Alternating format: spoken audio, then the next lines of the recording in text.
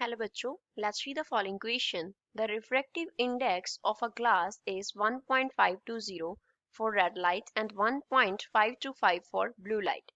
हमारे पास ग्लास के लिए रिफ्लेक्टिव इंडेक्स दिया है कि ग्लास है हमारे पास, उसका रेड लाइट के लिए रिफ्लेक्टिव इंडेक्स कितना है और ब्लू लाइट के लिए रिफ्लेक्टिव इंडेक्स कितना है. Let D1 and D2 be the angles of minimum deviation.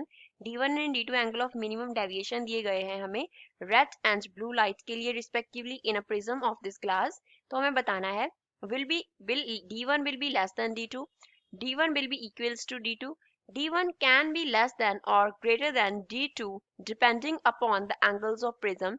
D1 less होगा या D2 से greater होगा, ये angle of prism पे depend करेगा, और D1 will be greater than D2.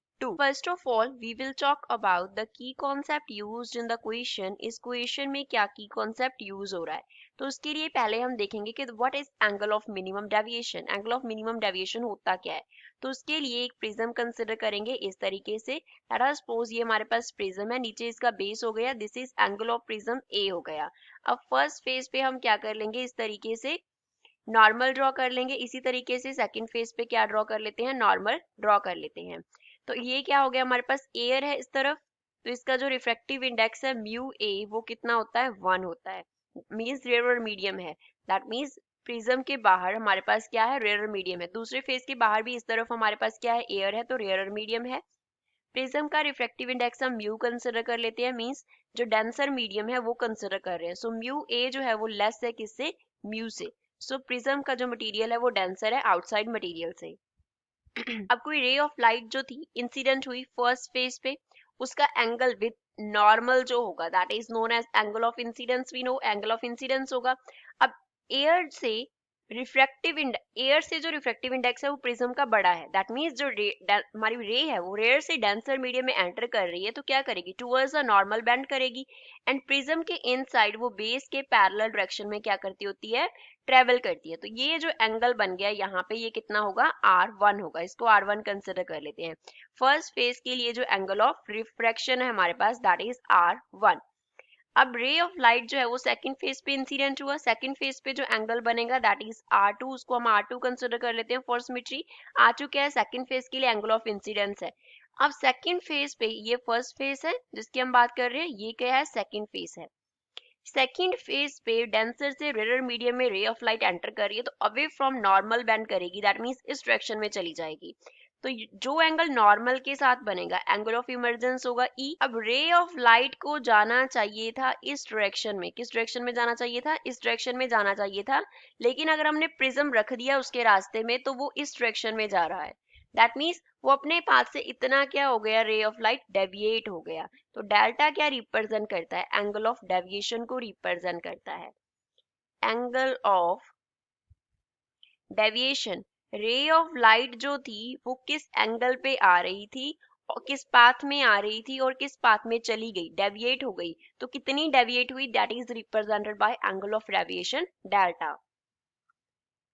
जब हम बात करते हैं एंगल ऑफ डेविएशन डेल्टा की वेरिएशन का with angle of incidence that we know that is denoted by I, तो वो कैसे ग्राफ कैसे बनता है, इस तरीके से. सपोज इसके अलोंग हमने डेल्टा कंसिडर किया और इस डायरेक्शन में हमने कंसिडर किया एंगल ऑफ इंसिडेंस. तो जैसे जैसे I का वैल्यू इंक्रीज करता है डेल्टा का वैल्यू डिक्रीज करता है. एक पर्टिकुलर वैल्यू पे मिनिमम होकर इसका वैल्यू गेन I के इंक्रीज होने के साथ साथ इंक्रीज करता है.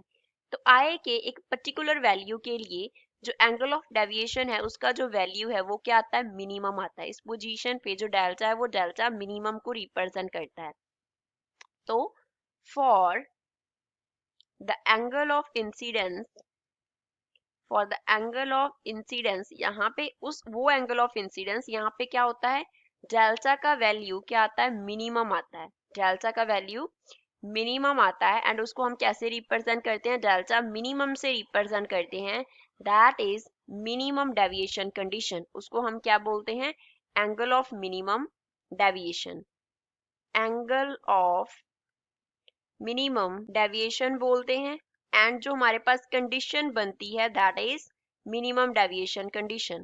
कंडीशन क्या बन रही है, मिनिमम डेविएशन कंडीशन. तो ये हमारे पास क्या होता है, मिनिमम डेविएशन का कॉन्सेप्ट। अब जो डी है, डेल्टा मिनिमम है, उसको क्वेश्चन में डी से डिनोट किया है, तो ये किसके इक्वल होता है, म्यू माइनस 1 इंटू ए के इक्वल होता है।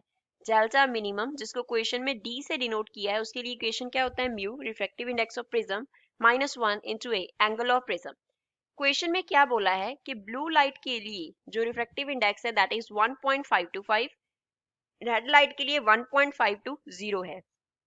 क्वेश्चन में हमें क्या दिया है, refractive index for blue given क्या है हमारे पास, refractive index for blue light is 1.525 and refractive index for red light is 1.520। तो अगर हम कंपेयर करें तो जो म्यू बी है वो क्या है, ग्रेटर है म्यू आर से। म्यू बी क्या है, म्यू आर से ग्रेटर है।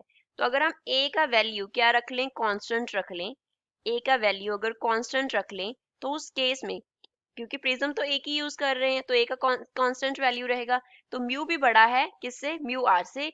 तो कॉरेस्पॉन्डिंगली हम क्या लिख सकते हैं, the angle of minimum deviation will be greater than, for blue light will be greater than angle of minimum deviation for red light होगा। अब ब्लू लाइट के लिए जो मिनिमम डेविएशन का एंगल है वो कितना है, D2 है, तो उसको हम क्या लिखेंगे, that D2 will be greater than D1।